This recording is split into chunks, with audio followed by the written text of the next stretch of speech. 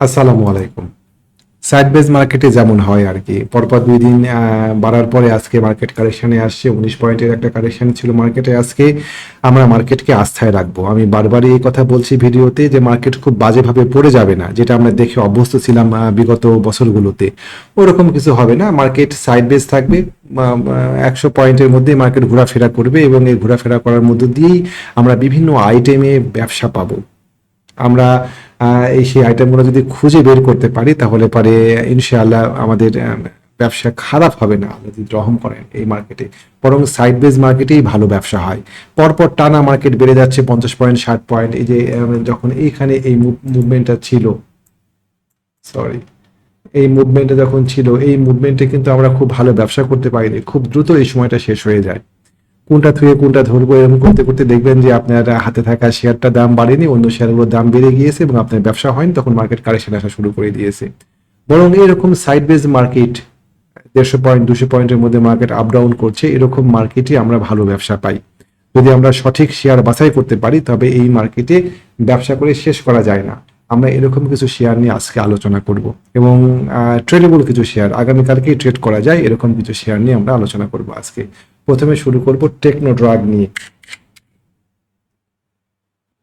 আপনারা জানেন techno drug শেয়ারটা আমরা কিনেছি এবং আমাদের কেনা রেট, আমরা টেকনো ড্রাগ কিনেছি এটা ব্রেকআউট হওয়ার পরে এবং আমরা কিনেছি 38 টাকা 20 পয়সা, 38 টাকা 10 পয়সা এইরকম রেটে, জাস্ট ব্রেকআউট এবং রিটেস্টে আমরা শেয়ারটা কিনেছি। শেয়ারটা কেনার পরে আমাদের এই জায়গাতে একটা চমৎকার ক্যান্ডেল পাই। ব্রেকআউট রিটেস্টের পরে আমরা একটা চমৎকার ক্যান্ডেল পাই, কিন্তু তার পরে ক্যান্ডেলটাই ছিল একটা পিন বার লাইক ক্যান্ডেল। এই বডিটা যদি আরেকটু ছোট হতো তাহলে আমরা একটা পারফেক্ট পিন বার বলতাম। পিন বার একটা রিভার্সাল প্যাটার্ন। আমরা অনেকেই ভয় পেয়ে গিয়েছিলাম যে মার্কেট এই শেয়ারটা হয়তো শেষ হয়ে গেল। আমরা কিন্তু শেয়ারটাতে একটা শেয়ারও হাতছাড়া করি নাই। শেয়ারটা কারেকশানে আসছে, তারপরের দিন একটা বাজে ক্যান্ডেল দিয়ে প্রায় এই ক্যান্ডেলটা ছিল প্রায় আপনার 3.5% একটা ডাউন ক্যান্ডেল। তারপরে ক্যান্ডেলটাও ছিল একটা আপসাইড জেড ক্যান্ডেল, কিন্তু আমরা জানতাম যে একটা চমৎকার জায়গা সে ব্রেকআউট করে গিয়েছে, সে রিটেস্ট করতে আসছে এই জায়গাতে। আজকে দেখেন চমৎকারভাবে আমরা এখানে প্রায় 7.5%-এর একটা বৃদ্ধির ক্যান্ডেল দেখতে পাই ব্যাপক ভলিউম নিয়ে। আমাদের এই কালেকশন ডেতে ভলিউম ছিল না বললেই চলে তুলনামূলক আপ ক্যান্ডেলের তুলনায়। এবং এই টোটাল জায়গাগুলোতে দেখেন, আমরা ক্যান্ডেল দিয়ে দেখবো এই টোটাল জায়গাতে আমরা এখান থেকে শুরু করি। এই টোটাল ক্যান্ডেলগুলোর মধ্যে আমরা স্ট্রং বার মানে কি, বড় বডির একটা ক্যান্ডেল ভালো ভলিউম সহকারে স্ট্রং বার কয়টা আর কারেকশন ডেটে স্ট্রং বার কয়টা, আপনি স্পষ্টতই বোঝা যাচ্ছে যে এটা একটা আপ ট্রেন্ডে থাকা শেয়ার। ক্যান্ডেলগুলো আমাদেরকে অনেক তথ্য দেয়। ক্যান্ডেল এবং ভলিউমগুলো আমাদেরকে একটা গল্প বলে। সেই গল্পগুলো যদি আমরা বুঝতে পারি, সেই গল্পগুলোকে যদি আমরা একটা ছোট ছোট প্যারাগ্রাফকে মিলে যদি একটা গল্পটাকে যদি দাঁড় করাতে পারি তাহলে আমরা বুঝতে পারবো যে হ্যাঁ, এই শেয়ারটার সামনে কি বলতে চাচ্ছে। একটা ক্যান্ডেল আমাদেরকে একটা খণ্ডিত চিত্র দেয়।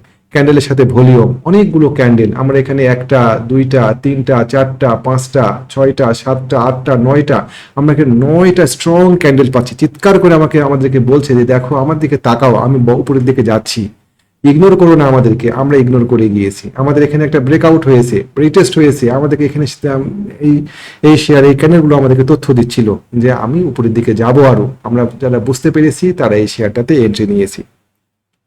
টেকনোট্রাক কেনার পরে অনেকেই মেসেজ দিচ্ছিলেন আমাকে যে শেয়ারটা কিনেছি, শেয়ারটা পড়ে যাচ্ছে, কি করব, শেয়ারটা বাড়ছে না কেন, ছেড়ে দেবো কিনা, আর কতদিন ধরে রাখবো, ভয় পাচ্ছি, ইত্যাদি ইত্যাদি। কিন্তু আমরা যারা অ্যানালাইসিস জানি বা বুঝি তারা আমরা ঠিক বুঝছিলাম যে এখানে সে রিটেস্ট করতে আসছে, তার ফলাফল আজকে কিন্তু সেটা একটা খারাপ নিউজ দিয়েছে। সে একটা লোন নিয়ে একটা একটা বড় পরিমাণ লোন আছে ব্যাংকে, তারপরে তারা একটা বন্ড ছাড়তে যাচ্ছে, ইত্যাদি ইত্যাদি। এইরকম খারাপ নিউজের মধ্য দিয়ে শেয়ারটা আজকে বের হয়ে গিয়েছে। এবং এই শেয়ারটা যদি আমরা সাপ্তাহিক চার্ট দেখি তাহলে পরে উপরের দিকে আপসাইড মুভের অনেকখানি জায়গা আছে।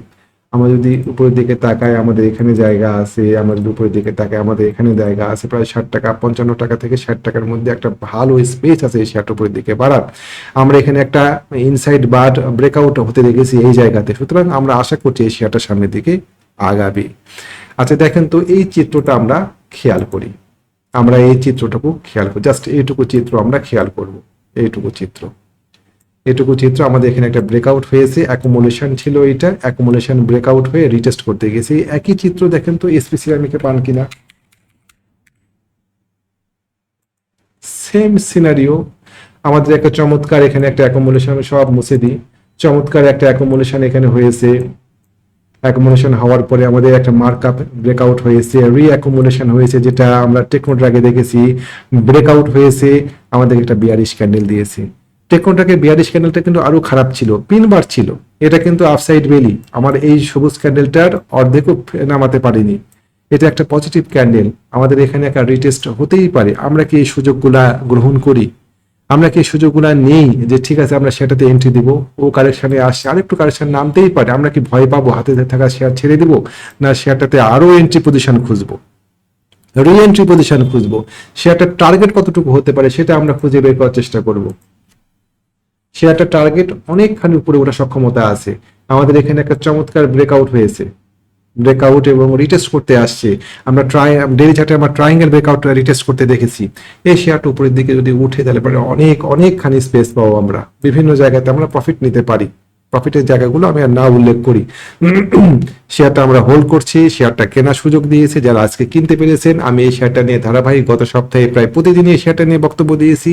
এই শেয়ারটা নিয়ে আমি আজকেও বক্তব্য দিলাম। যারা আজকে কিনেছেন শেয়ারটা, আগামী দিন যারা শেয়ারটা কিনবেন তারা ডেফিনেটলি এই শেয়ারটাতে লাভবান থাকবেন ইনশাআল্লাহ। এই শেয়ারটাতে একটা ছোট্ট স্টপ লস ধরে শেয়ারটাতে এন্ট্রি নেওয়া যায়। জাস্ট এখানে আমাদের স্টপ লস পয়েন্ট থাকবে 20 টাকার নিচে স্টপ লস ধরে কোথায় আপনি কিনবেন, এটুকু ঝুঁকি আপনাকে নিতেই হবে।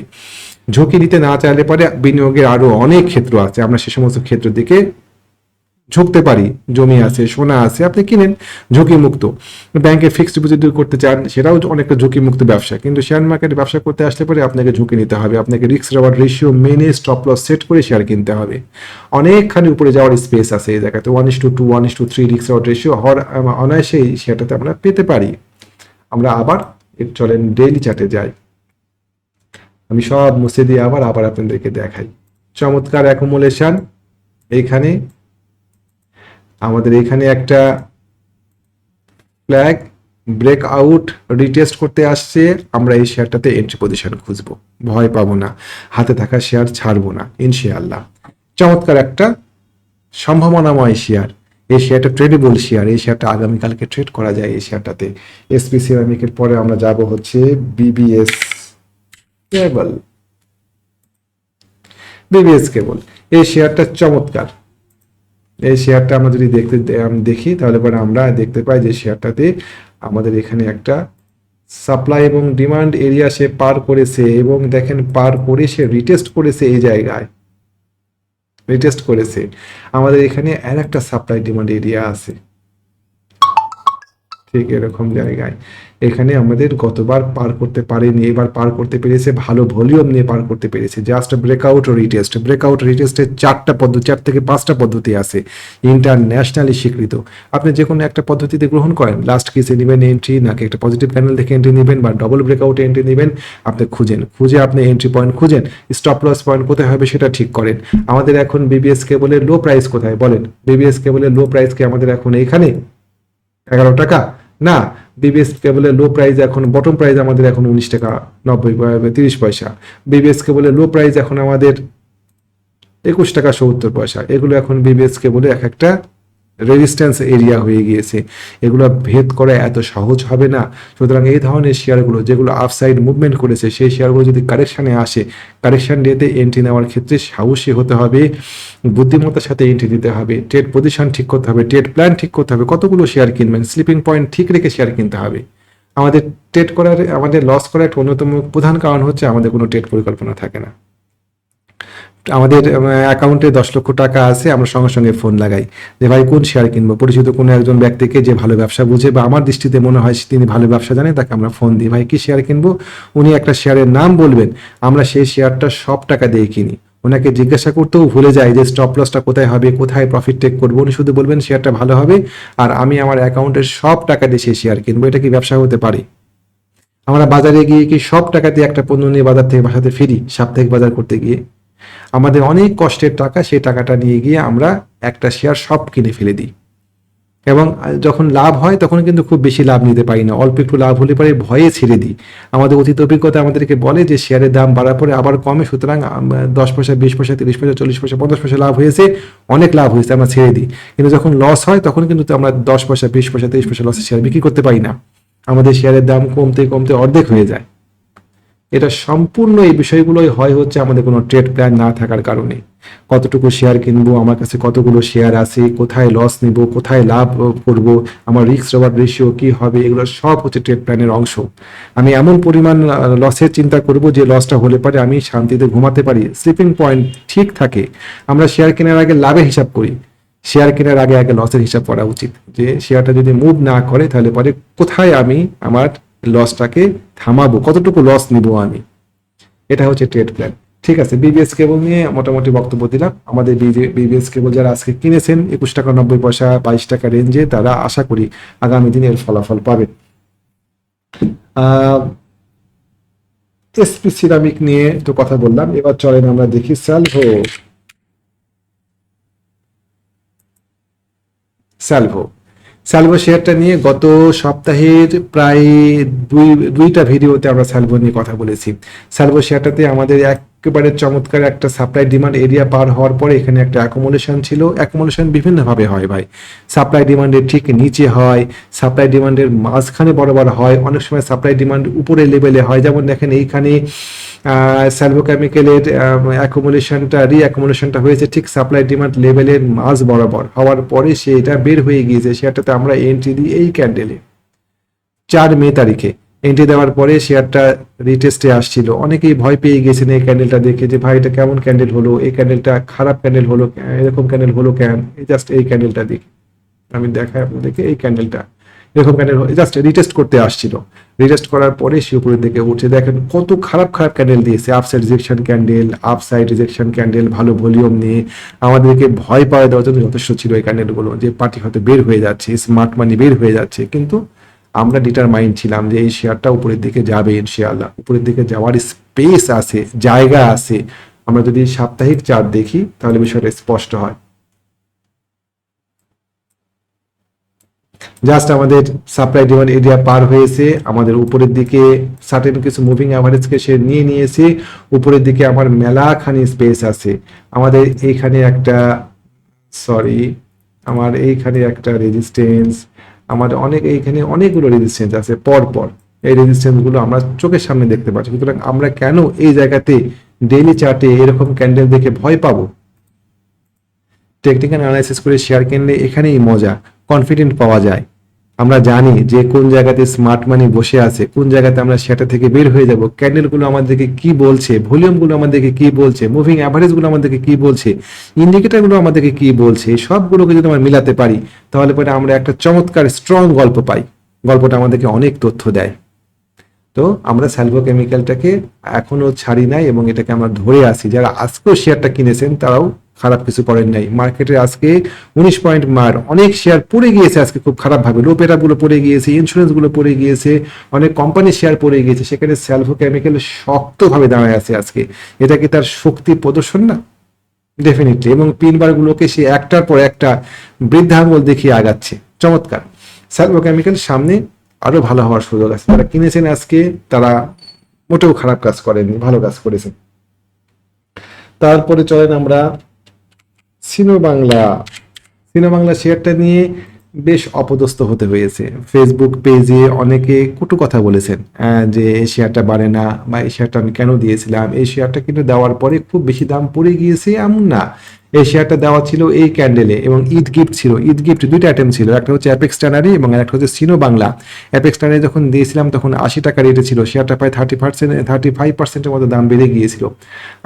যারা প্রফিট নিতে পেরেছেন তারা আশা করি খুশি, ঈদের আগে আগে আপনারা প্রফিট বের করতে পেরেছেন। সিনো বাংলা শেয়ারটা দেওয়া ছিল 52 টাকা 50 পয়সা এরকম রেটে, যতদূর মনে পড়ে আমার। আমি এই শেয়ারটা 23 এপ্রিল দিয়েছিলাম।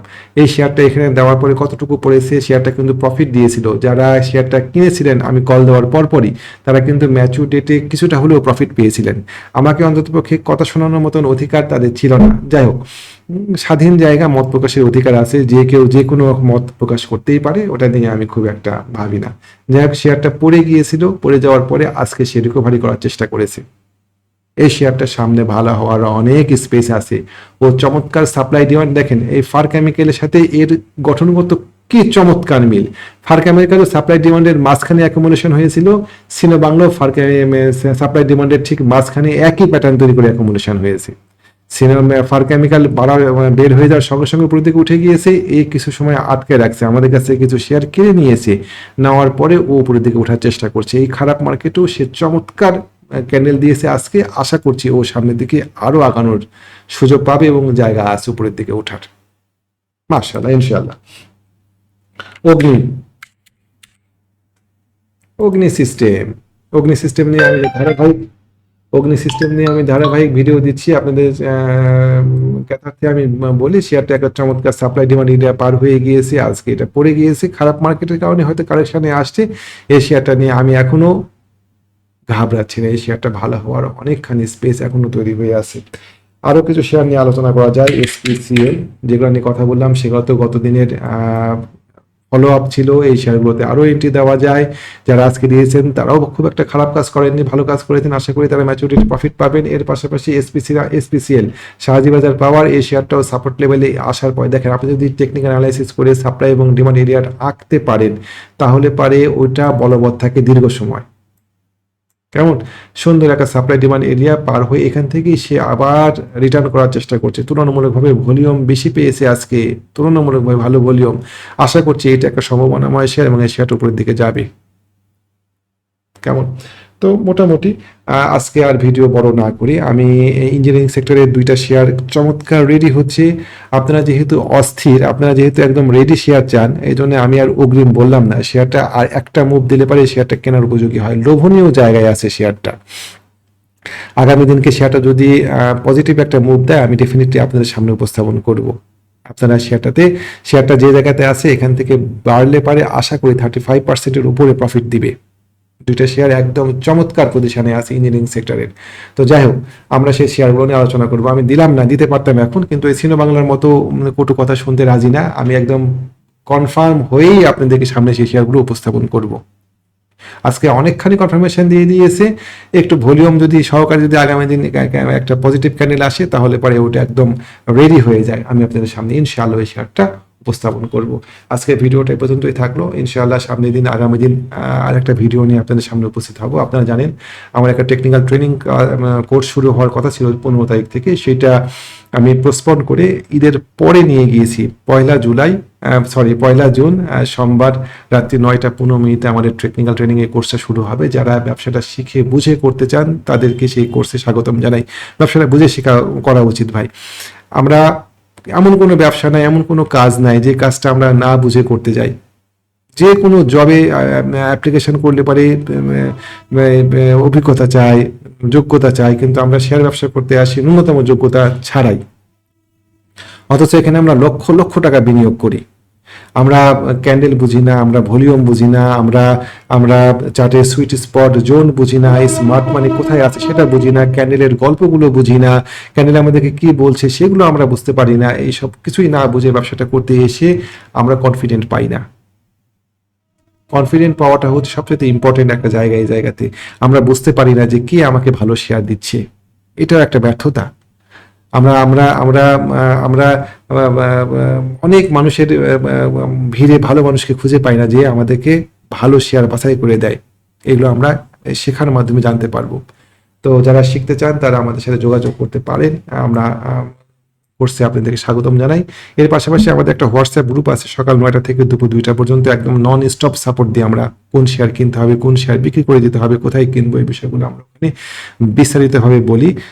উভয় ক্ষেত্রেই আমি আমাদের সাথে যোগাযোগ করা হোয়াটসঅ্যাপ নাম্বারটা আপনাদের সাথে শেয়ার করি, 019219311195। তো ভালো থাকবেন, আজকে এই পর্যন্তই। আসসালামু আলাইকুম ওয়া রাহমাতুল্লাহ।